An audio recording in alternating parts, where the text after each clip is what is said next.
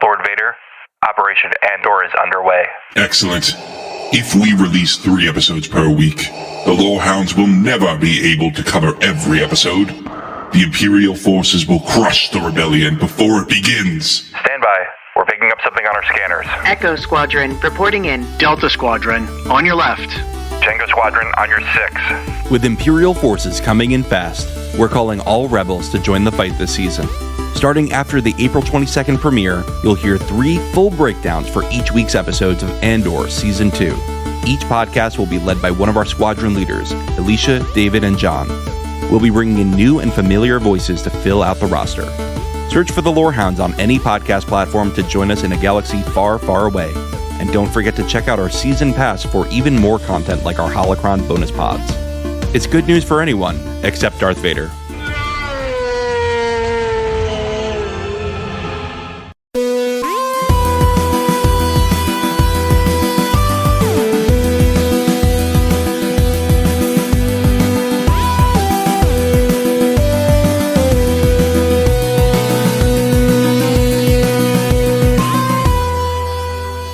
Welcome to the Sonic Screwcast. We're the Lorehounds, your guides to all of time and space. I'm John, the TARDIS technician. I'm Ian, and don't make me laugh. Unless you say something funny. And I'm Elysia, the film projectionist pet of the God of Light. Welcome to our coverage of the BBC and Disney Plus series Doctor Who. Well, everyone, this is a brand new episode. We weren't sure we were going to come back for episode 2, but we're insane. And the episode was very good, in my opinion. Yeah. This is Season 2, Episode 2, Lux. You can check out our past episode coverage, including the season premiere, and coverage of all of Season 1 of New Who in the Lorehounds feed or the dedicated Sonic Screwcast feed. And the 60th anniversary specials. We did do the 60th anniversary specials as well. Thank you. I didn't screw up any of the intros on those because I wasn't there. The logline here is the Doctor's quest to get Belinda home takes the TARDIS to Miami in 1952, where an abandoned cinema is hiding a terrifying secret. Can the Doctor uncover Lux's secret? Ha ha ha ha. Ian, what's your hot take?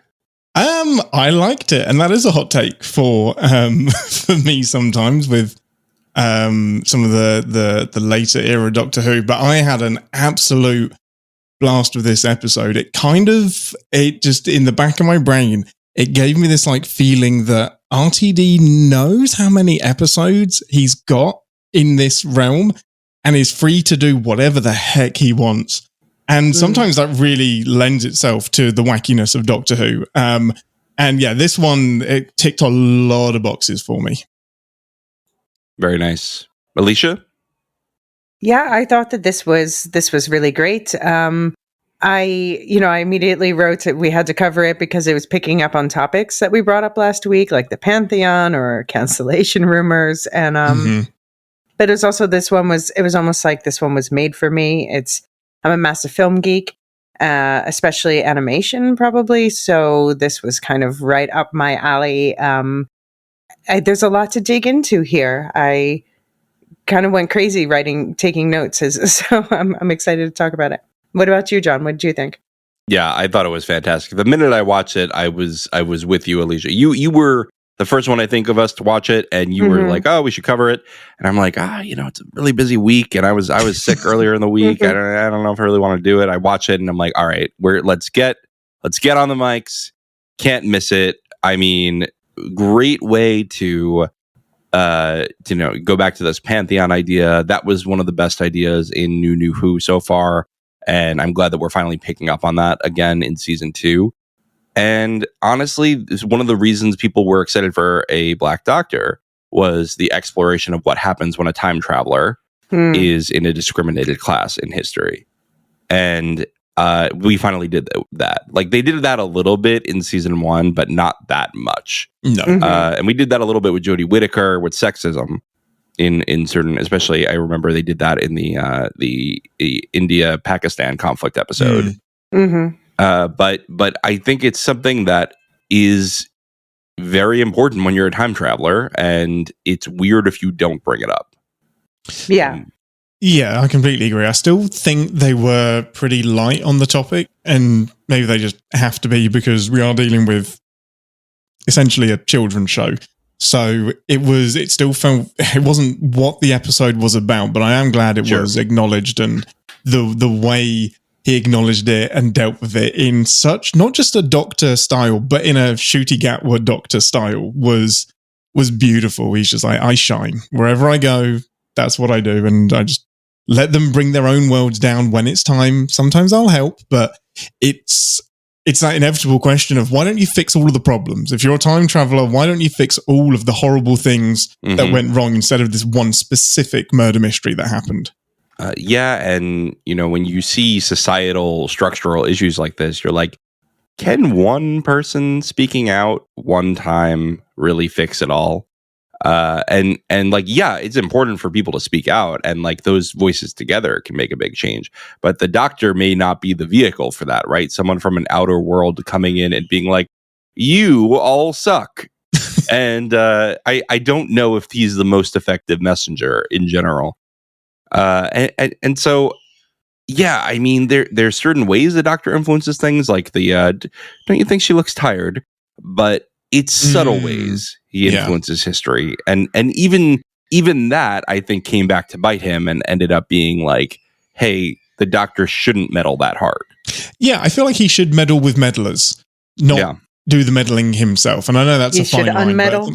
Yeah, exactly. Like the external meddlers is what he tends to try and fix and get the timeline back to the sacred timeline, quote unquote. Yeah. No, I was very glad that they addressed the segregation issues somewhat realistically. Like they showed it's something that you're always thinking about. And it was good that he called out, he said to Belinda, Black also includes you, by the way, in this time and place, even though she's Indian. Right.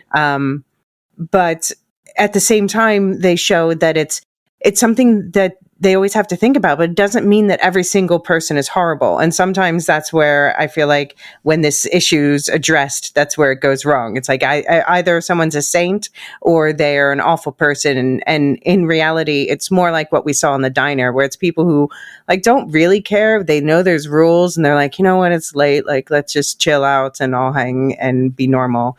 You heard Elysia, not all racists. It's not like this radical movement. It's just people who are like, oh, I'm so like, let's just relax for a moment and forget about these rules that are being imposed on us. But it is very much like the banality of evil, right? Is this idea of like the evil is in the everyday nature of it. And so people, when in need, they need this help from this guy, are like, sure, let's just look past that. Yeah. But I think also in the case, there are a lot of people who are just, they know what's expected of them, but they don't really care enough. Like they're not racist enough to keep up the rules if nobody's watching. Yeah. It's only if they think they're going to be punished for not doing it. Right. Yeah, that is true. These enforcement mechanisms matter. Of course, realizing they're going to be stuck in the 1950s, the Doctor and Belinda do a costume change and worry about the reactions to their skin colors are on their mind. I want that closet. I always want the Doctor's closet, but it seems like with Ncuti Gatwa, it's especially a fun Doctor Who closet. But I want to know, who did Belinda's hair? Was it the Doctor? Or the TARDIS did it. The TARDIS, that's the, The TARDIS has like a special hair styling robot machine. Yeah. You stick your head in it, and it comes out different. I kind of wanted Belinda to address that and just like, how did that happen? Because nobody asked my consent to change my clothing, and the Doctor would say something like, "It's bigger on the inside." Like that's what you're worried about. There are many things happening here that you should be concerned about. I think she was excited when she found out there was a costume change involved. Yeah. We have not addressed like the TARDIS being a living being in a long time. Maybe we'll do that again with 15.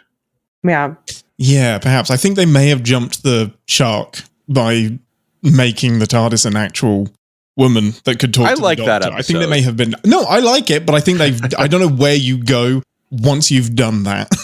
Yeah. Yeah, that might be true. That might have peaked. I do absolutely love the opening to this episode, though, because there are these little checkboxes in my old Who brain of things that I miss. And one of them is the Doctor being in the guts of the TARDIS, pulling things apart that don't make sense, putting things together, acting like he knows how this machine works, but he's very much a dad trying to fix a car with no mechanical experience. So seeing him pull bits apart underneath the TARDIS, putting it back together to find this bizarre workaround, it gave me lots of like John Pertwee, Tom Baker vibes, where they were always doing that. A big part of the episode was, well, we've got this set, it's very cheap because we have the set, we've already built it, let's have him play with some stuff and it's fun. So yeah, I'm a sucker for any technobabble that happens in the TARDIS, and this ticked that for me. I really liked the banter between the two of them. That's shaping up nicely. Like, I like her incredulity. That's the word I'm looking for. She's like, really, just the Doctor, always. Yeah, ridiculous. And I love it coming from a nurse as well, because there is this banter between doctors and nurses where nurses do all the hard work, doctors swoop in and gain all the glory, and that's very much the same with the Doctor and his companions. Are you guys Scooby-Doo fans? Absolutely. Yeah. When I was a kid, I haven't watched it in a while. Best line of the episode, right? Well, yeah, you're Scooby-Doo, honey, I'm Velma, which I'm I like, love it. Yes, but then also, does that make Belinda Fred? And does that make her? He calls her Fred later. He calls her Fred, right? But does that make her like the low-key actual leader of this mission? Interesting. I would say Shaggy was the low-key leader. He was just following Scoob to the snacks. Yeah, that's it. No, I love that line so much. Darling, I'm Velma just got a big old grin out of me because it's right. And any doctor can say that. That's not just a shooty thing. Any doctor can say that and mean it. It's great. But he says it with more style. Exactly. Yeah, precisely. That's right. And I did like the development of Belinda here where, you know, she's been like, take me home, take me home, take me home. And then she's like, oh, but we are in the 50s. That's interesting. I want to see more. Yeah, it felt very human to me. That felt a very organic way to have her voluntarily go on a mission. And on a mission, that sounds weird. On an adventure and enjoy it. Like that human compulsion to enjoy a mystery when it's faced with. It's like, well, we're here, so I guess we'll get some Taco Bell, even though I probably wouldn't have chosen. But since we're here, let's get it. My God. Are you enjoying, and now that you're stateside for a little bit, is that a clue to what you've been doing over here? Just Taco constantly. Bell. Just burritos every day, morning, meal, and evening. Enjoying the treats of Taco Bell. I have a confession. I don't think I've ever had Taco Bell. Oh, you would remember. Your body would remember. Yeah. My body would have the scars inside. Yeah. I have clenched muscles I've never developed anywhere else, but from having Taco Bell. Yeah. Okay, the Doctor and Belinda discover that the local movie theater was recently struck by a tragedy where an entire audience mysteriously disappeared. They meet with the mother of Tommy Lee, one of the disappeared, who fills them in also about the projectionist who is suspected in the disappearance, with no proof to convict him. He's now locked up inside playing films to an empty house each night. But the Doctor and Belinda discover he is not alone. The menacing cartoon come to life who is actually responsible for the disappearances, trapping the audience in film, bribing the projectionist to do his bidding by bringing images of his deceased wife to life as well. So yeah, this was the point when I messaged you guys and said, we have to cover this because this is when I realized we have another Pantheon god here. But then when we got to the meta stuff, I'm like, oh, we have to double cover this.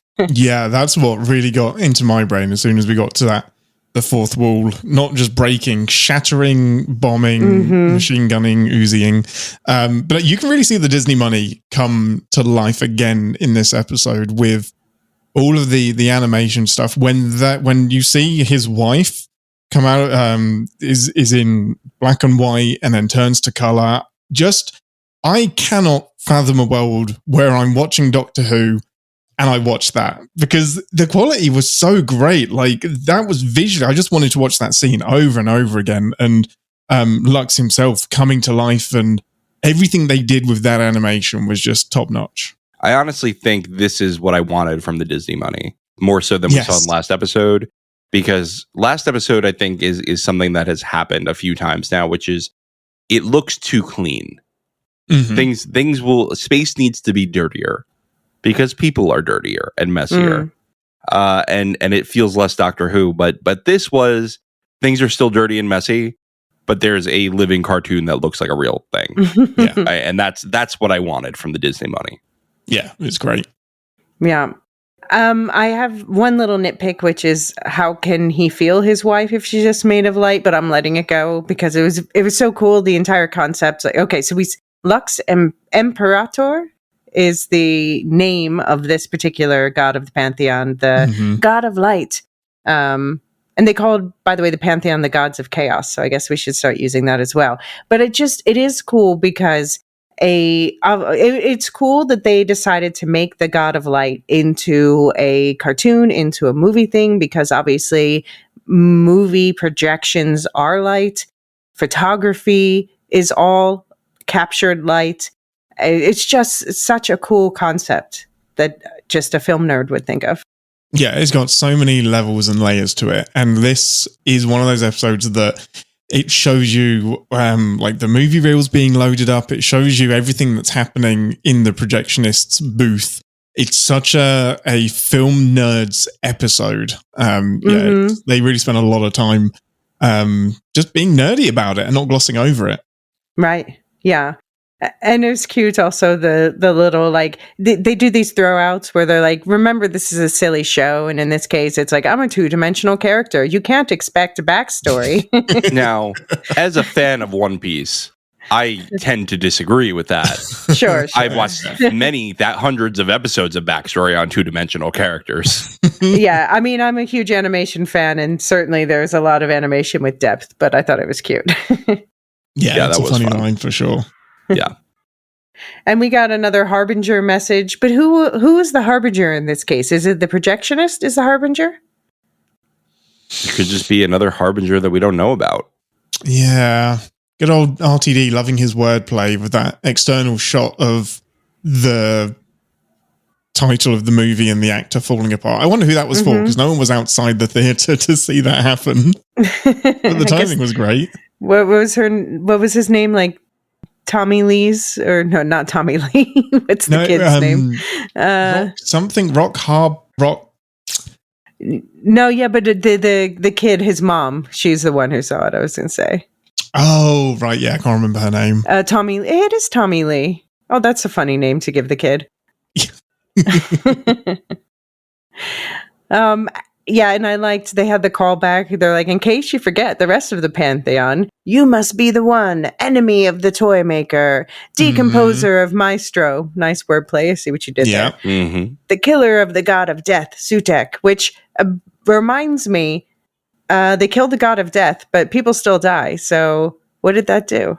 Yeah. I don't think that the god of death caused death. I think it was more like... Also, they dragged the god of death across time, so the god of death still exists at every point in time. Right? Mm-hmm. Okay, They killed him by dragging him across all of time. Okay. Maybe that's the answer. Okay. It's like the end of this episode where they just sort of permeates into the fabric of everything. Yeah.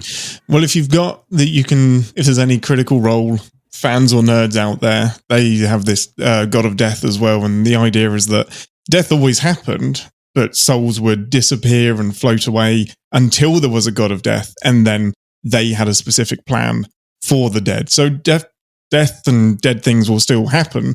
There's just less structure to it without a god manipulating all of it. Would be my interpretation. Okay. We never really did find out if the Doctor is like the god of life. Like, what is this timeless child guy? Who is he? Where did he come from? I would like them to incorporate him into the pantheon eventually. I think that would be really cool. What if they did? All we know is that he's from another universe, right? He's not a Time Lord. He's a different type of alien from a different universe that was abandoned. He just showed up. Yeah. I think as a baby. Yeah. I do think that RTD wants to eventually explore the godless, or sorry, what am I saying? The timeless child. Godless child works as well. I'll take that. Yeah, I think so too. He definitely is more of a fan of it than the fandom is. And like, I don't hate it. I'm just like, okay, Yeah. tell me more. Do Yeah, you know what I this do is think- about? yeah, it was an execution problem more than the idea. And like Star Wars, you can have a fact and then like work your way back to it. I'm okay with, you can Clone Wars Right. this thing. I reserve the right to hate it until it's described in a way that makes me like it. All right. Fair enough. I don't think it's going It's away. guilty ever. until proven innocent. Yeah, Until proven precisely, logical. exactly. Yeah. Yeah. I don't think it's going away, so I would like them to incorporate it more smoothly. Yes, exactly. Yeah. I don't think it should go away either. Once you've done it, you've done it. Now you've Right. got to live by it and make it make sense. For me specifically. Do I understand the flux? No, but it happened. Okay, that one we can pretend didn't happen. I think we should Yes, pretend the thank flux you. didn't happen. That's okay. That's the exception that proves the rule. That was for me. That is by far. I haven't watched the old Doctor Who, but out of everything I've seen since 2005, that is by far was the most difficult storyline for me to get through. And I know not everybody feels the same. No, I'm with you. I can't really think. I mean, old Who didn't do a huge amount of like multi episode arcing stories. But when they did, I kind of love it. So yeah, I don't think anything really compares to Flux. Yeah. Thankfully. Yeah, I mean, on paper, it looks great because it's like, oh, let's combine all these different Doctor Who popular stories. But then, yeah, the execution was just, I was like, why do I care about any of this and how does it go together? Very soupy. Not in a good way. Well, let's leave Chris Chibnall behind and take a break.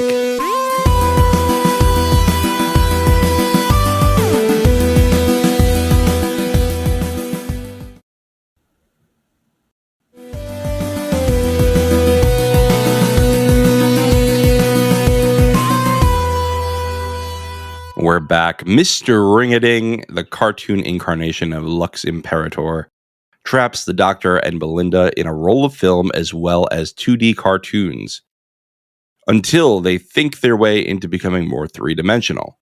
But Lux continues to toy with them, letting them think they've gotten out several different ways until they finally burn the film, releasing them for the final confrontation.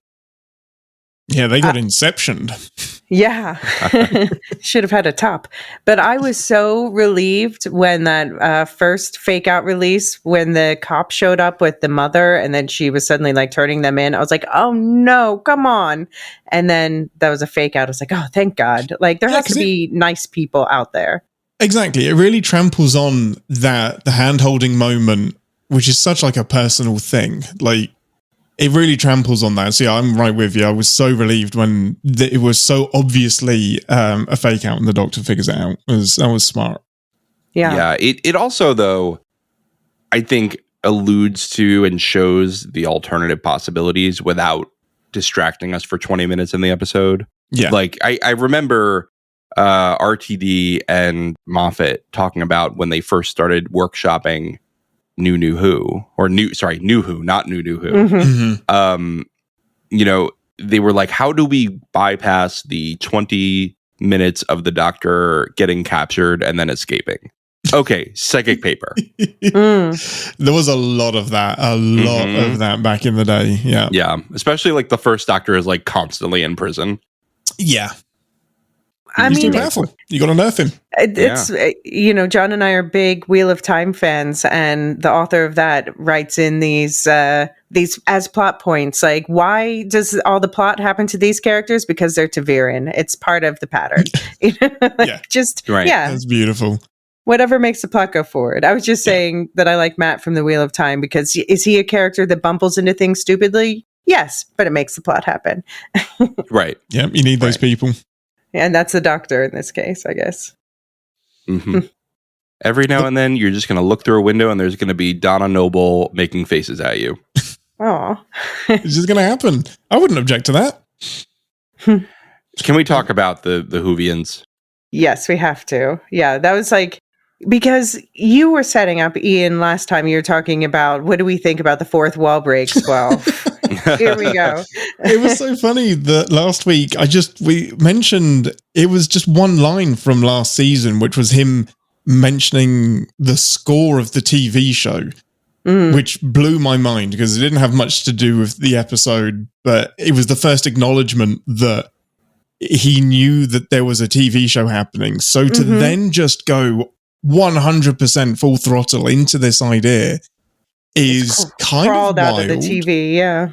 Yeah, I kind of love it because they did it in a way where it also isn't true.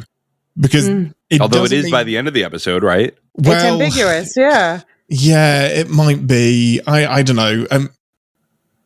My little brain. This is like trying to explain quantum physics. My little brain accepts that it's there but doesn't understand it. So I'm trying not to think about it too hard and just let it be something that happened.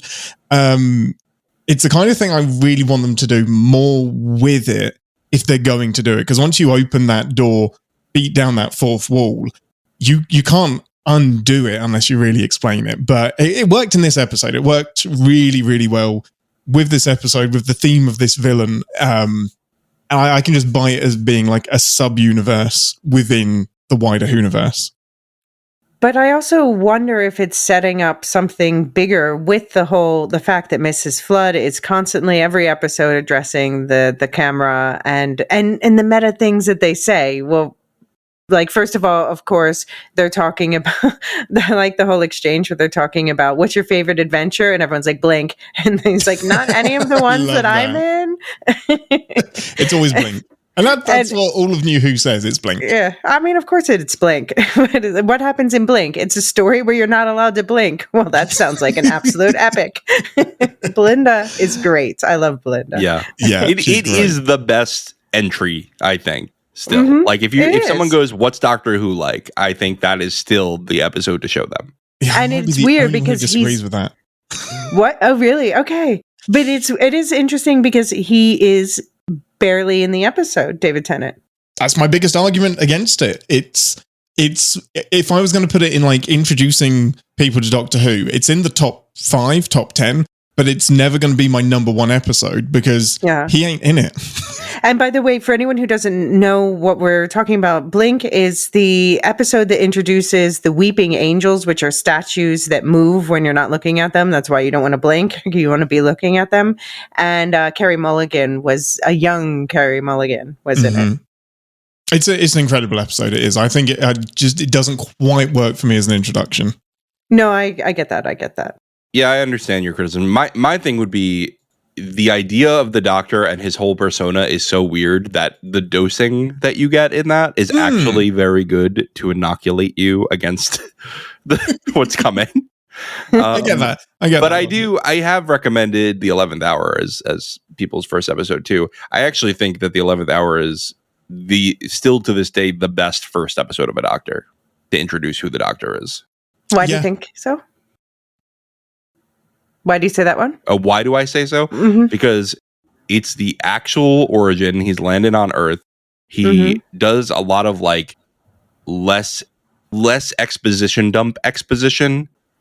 He gets to go up against one big bad that's resolved in one episode, and he does his whole look me up, I'm the Doctor thing, badass moment.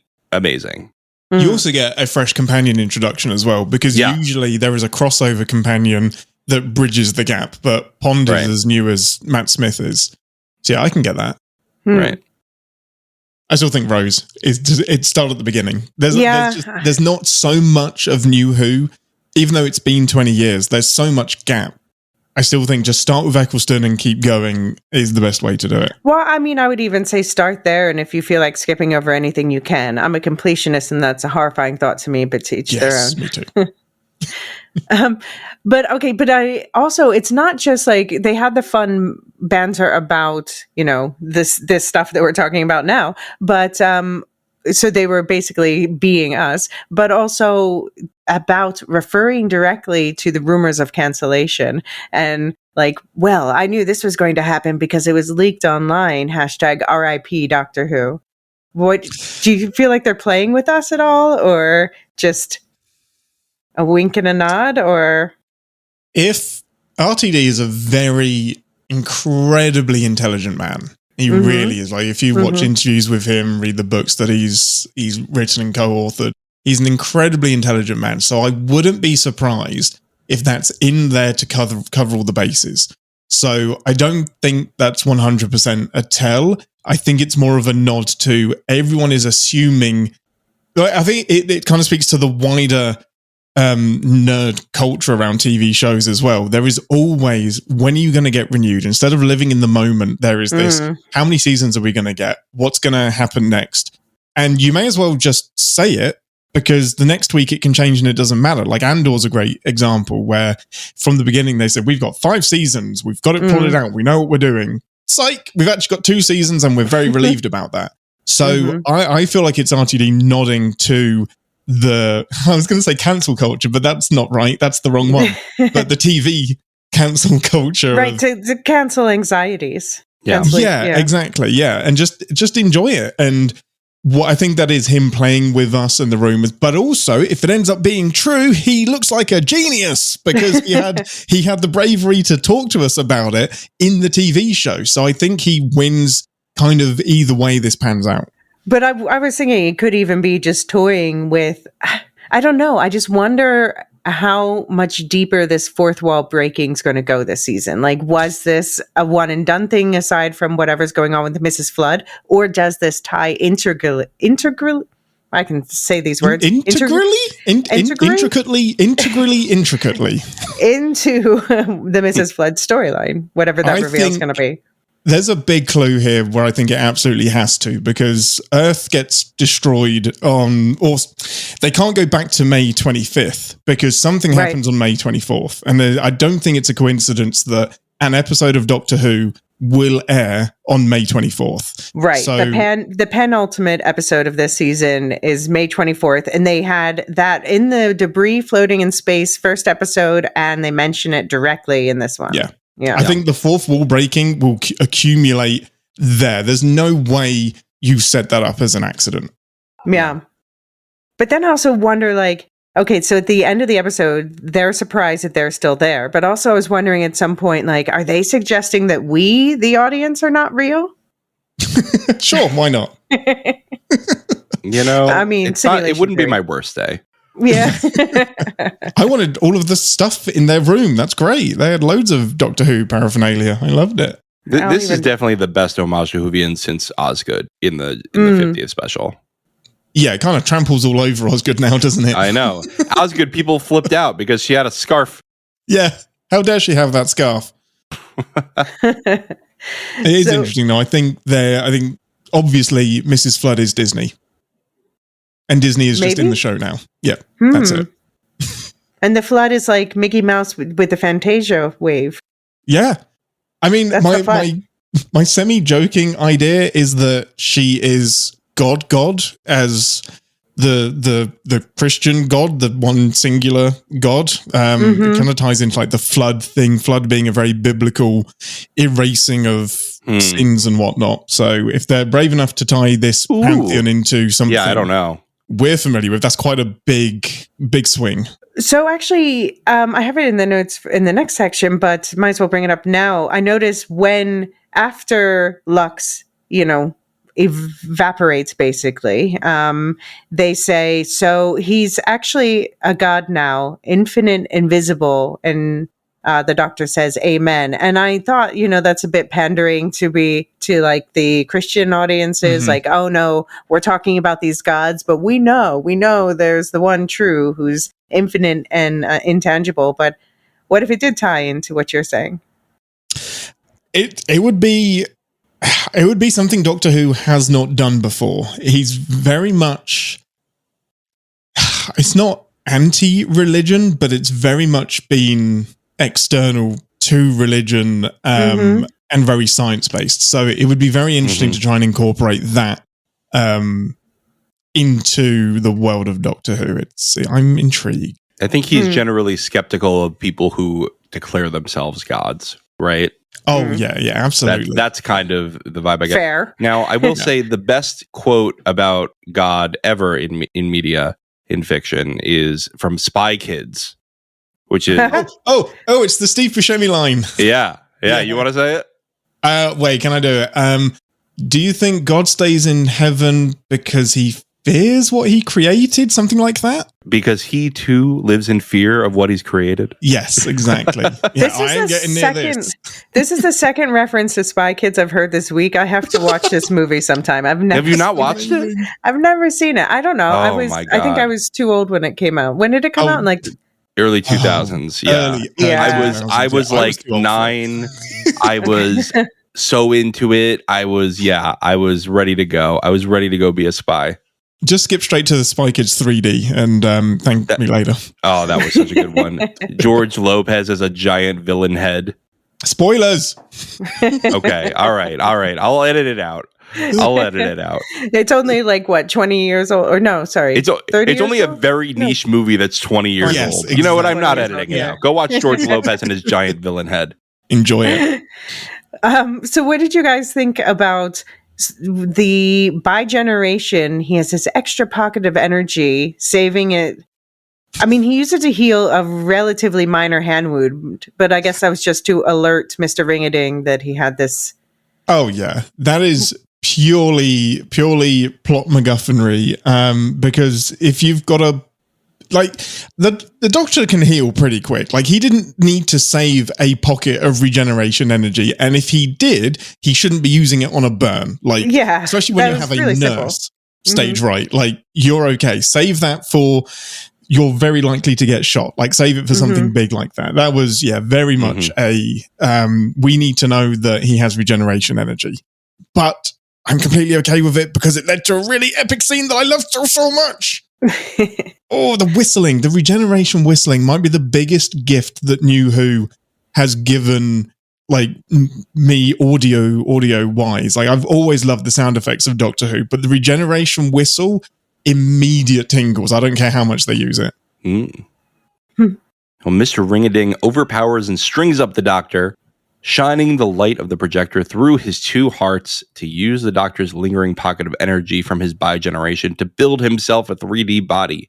But Belinda and the projectionist burn all the explosive celluloid, releasing the audience trapped inside and blowing a hole in the roof that lets in the daylight. A concentration of light too intense for Lux Imperatus, who expands to spread out across the galaxy, no longer a threat to them. So, yeah, I thought that was a cool ending, you know. I am everything, I am nothing, goodbye. It's like, I don't know, did he want it, though? Did he want to become everything or nothing? Or did he only realize it once he felt the immensity of it?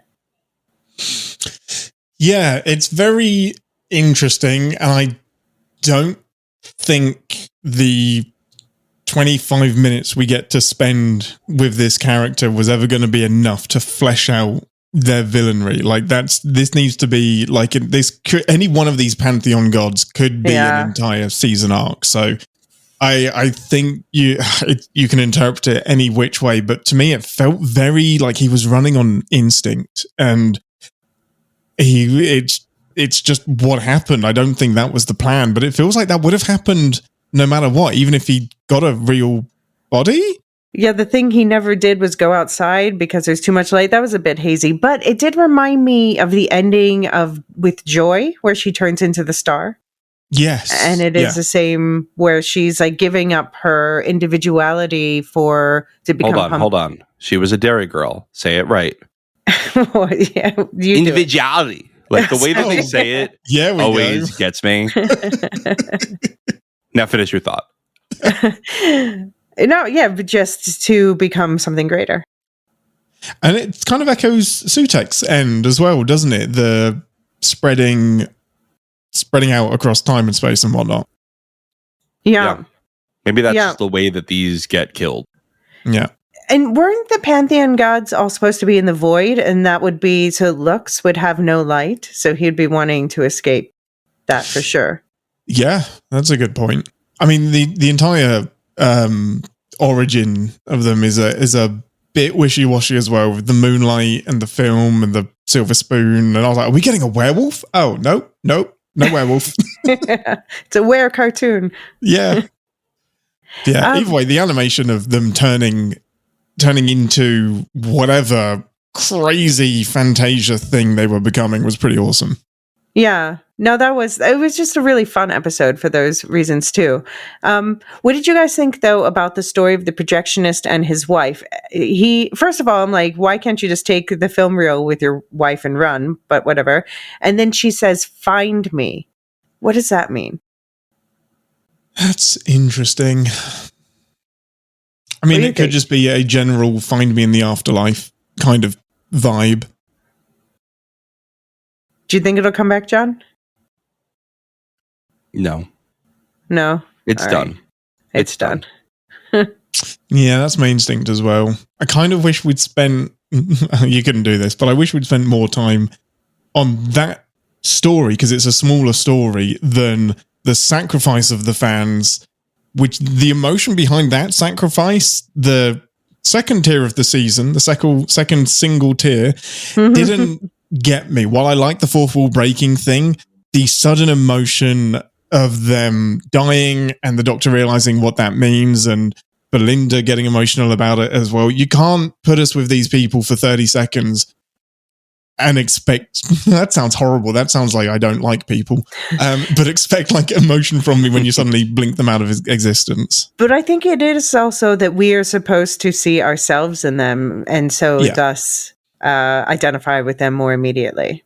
Oh, maybe that speaks more about my self-loathing than anything else. Oh, no. Doctor Who, therapy for the soul. Exactly. I thought it was funny at the end. They said, according to the laws of the land, sunlight doesn't suit us, which I just thought it was weird because this was a time of sundown towns when it was the opposite, when you had to be inside before sundown. But it was Miami a weird line. Miami was not one such town, actually. I looked it up out of curiosity. That's interesting. Maybe that was just a bit of lack of research. But yeah, I took that as it's not safe for us to be out in daylight because more people will spot us. Right, exactly. Yeah. Well, I would say more it has to do with Belinda being dressed for the evening with like bare shoulders and everything. Oh, interesting. It's funny that they missed that detail when RTD literally just wrote in ripping Lux for not researching NYPD versus Miami-Dade. Yes.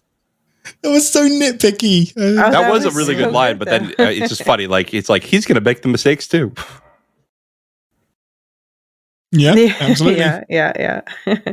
There was one line that I forgot to mention that this was the Planet of the Incels line for this episode, which was when the Doctor and Belinda are stuck in the frame and they realize they're in a frame and they're trying to scroll through the frames as fast as possible. And he literally says, scrolling up and down won't work. You need to go out. Okay, I get it. Yeah. Thanks, RTD. I feel bad for scrolling on my phone. I'll go outside. He's a little bit of a crankpot sometimes. You could tell. Yeah, there's a lot of get off my lawn. Yeah. I just listened to his interview that he did with David Tennant too. And honestly, very good interview. I'd recommend it. And he talked about, how he got into TV and all that. But every now and then you're like, you got a little bit of get off my lawn energy. Yeah, he's a curmudgeon for sure. So speaking of the neighbor yelling at you to get off her lawn, Mrs. Flood, another sighting. She pops up to point out the disappearing TARDIS and then says the thing, limited run only, show ends May the 24th, which is, again, episode 7, part 1 of the 2-part finale. Yeah. That was the biggest nod to like the cancellation stuff because it's something, I mean, obviously they wrote this ages ago, but recently he stuck his foot in his mouth by saying there might be a hiatus, which was months after he said, you're going to see regular Who every year, no big gaps. And then he's like, there might be a hiatus. And then he's like, well, I'm planning seasons 4 and 5. So this was obvious. This predates that, but I feel like there's, I can't remember what the title of the book is, but basically it covers, it's a series of letters and correspondence between him and a reporter while he was writing the third season of Doctor Who, so David Tennant's second season, and he puts a lot of what's happening in his life finds its way into the script, and I'm sure that's true of a lot of writers. So I feel like this burden of expectation from Disney and his return must have been like really present in his consciousness. So I kind of want to skip ahead 5 years and be able to look back at this and know, that's what that meant. I want that interview right now. Yeah. Yeah, and it's also, I wonder how much it's going to play into the season now that they've directly addressed it, and whether we're going to look back at the end of the season and been like, oh, you RTD, you were playing with us the whole time. Yeah. Suddenly it's renewed for another 7 seasons. Oh my God, no, please don't. Don't do it. It's going to happen. I'm going to manifest it. And every like 3 episodes is like an SNL tie-over. Yes. Well, that's spoilery. No, I won't say that. Stay tuned. Wait, what? It was an article, but I don't want to spoil it in case people haven't read it, about a future episode that's going to be based on something. Oh, okay. Oh, on the song content. Well, sorry. Yeah, there we go. That's right. Now you can blame Elysia. Am I supposed to cut this? I don't even know anymore. It's episode 6. It's episode 6. It's public knowledge. It's out there in the world. There are articles about it. Right, yeah, that's not some secret knowledge that we've got. Well, we've got some feedback, everybody. From Mark Hal 9000. Elysia, you want to read it? Sure. Hi, guys. Thanks for the podcast. I really enjoyed the Robot Revolution and your podcast covering it. Regarding Mrs. Flood, I favor her being the master of the land of fiction. Last seen in the, Troughton story? The Mind Robber. Troughton. RTD does love reintroducing a classic Who villain, and this one would fit perfectly, as that would make the last 2 series a fiction that could be reset. What do you think about that possibility before we go on? This is exposed a I've actually watched it. Doctor Who I can do it. Gasp, I've watched this one. It was good, honestly. It was... it's really early. The effects are not there, but it's a good story. It's a good story, and I think it would be cool to bring them back.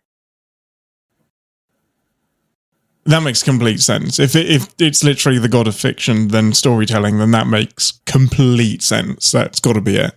What is it roughly get trapped about? In the land of fiction. Like there are no rules other than like belief storytelling kind of thing. And like I can't remember exactly the mechanic. Okay. I think it might have been like if the master like writes it down, it happens. Okay, that makes sense. Okay. I'm trying to think. There's another like movie or TV show like that. Anyway. Oh wait, was that a plot line in? Never mind. Not The Magician. Not magicians. Anyway, so another possibility for this character is that she's one of the Guardians, Black Guardian or White Guardian. Yeah, I'm not I have no idea about. Familiar with this either. So I think that's from.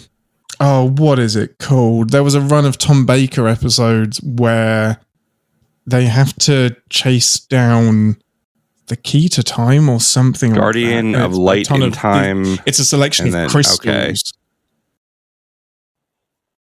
There's a selection of crystals that they have to capture, I think. So yeah, that's a really popular Tom Baker run with Romana, I think. It looks like Stones of Blood is the name of the serial. I wouldn't be surprised if it were tied to something from the past, because it does seem like, we saw that with Sutek. It does seem like this is something that RTD is interested in doing. And honestly, as someone who doesn't know so much about that, I appreciate it, because then I end up learning about things like these pantheon gods and Sutek. Yeah. I hope they do bring this one of these in, because it's interesting to see these classic Who things come back. Bring back Susan already. Carol Ann Ford is not getting younger. Yes.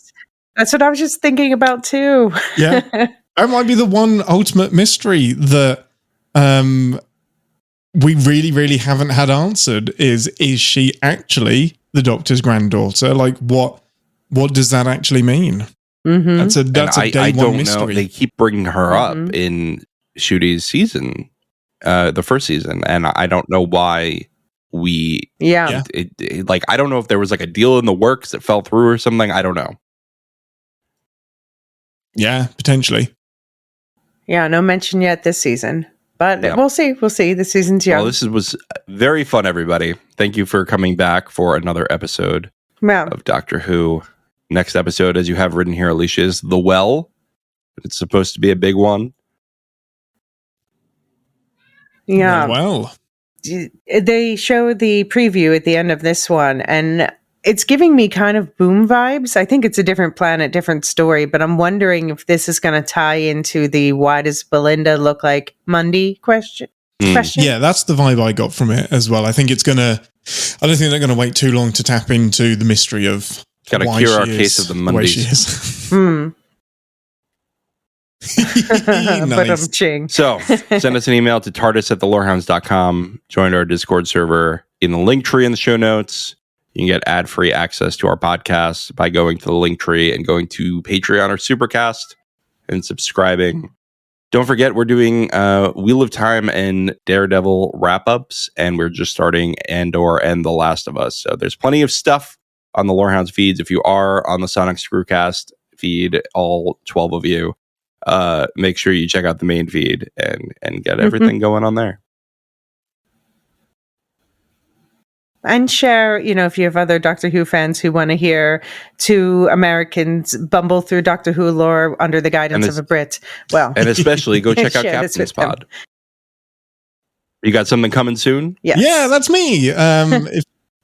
If this voice doesn't irritate you, go and enjoy Captain's Pod, which is a Star Trek podcast I do with a relapsed Star Trek fan called Danae that I'm trying to get back into Star Trek. We're about to do a season of the worst episodes of Star Trek. So this is that's the way to get her in. This is a great time. After 3 years, it's finally time to show her some of the cringier, more bonkers episodes of Star Trek. So yeah, we're looking forward to that, and then we'll do Strange New Worlds when that eventually decides to arrive. One day, I'm going to catch up on Star Trek, and I'm going to listen in. I start with what? Start with Rose. My God, you're trolling me now. Ah, boy. All right. Maybe I'll just listen to Captain's Pod and not watch it. We have listeners that do just that, and I respect them immensely. All right. And of course, our affiliates on the Lorehounds Network, Radioactive Ramblings, Never Mind the Music, what are they called? Rings and Rituals, Properly Howard, and We'll Shift Dust, and the Star Wars Canon Timeline podcast. For more Elysia. For more me, for those last two, yeah, and we're doing Star Wars. We're doing stuff as it comes out on the Lorehounds feed, and then the Star Wars Canon Timeline podcast is not really for live releases. It's more about reflecting and analyzing in chronological order. It's a vibes-based podcast. I mean, it's a lore-based podcast.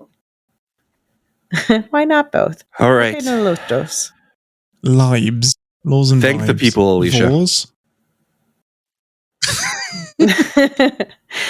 Thank you so much to our Discord server boosters who make that a fun place to hang. Aaron K, Tiller the Thriller, Dorka the Ninjas, Duve71, Athena Ajalea, Tina, Let's Do, Nancy M, Ghost of Partition, and Radioactive Richard.